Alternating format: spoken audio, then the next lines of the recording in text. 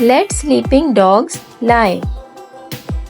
It means avoid talking about a controversial or sensitive issue that may cause trouble or conflict. Example, I don't think we should bring up the topic of politics at the dinner party. Let sleeping dogs lie. In a nutshell.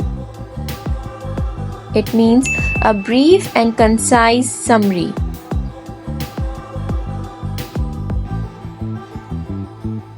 Example, the movie was about love and loss in a nutshell.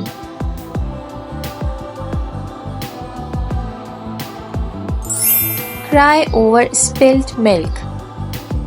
It means don't waste time feeling sorry for something that's already happened and can't be changed. Example, there's no use crying over spilt milk. Let's just move on from the mistake. Cost an arm and a leg. Something is very expensive.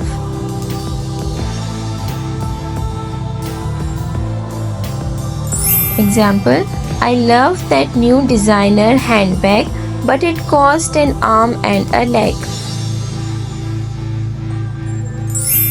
Piece of cake. It means very easy. Example, solving this puzzle was a piece of cake.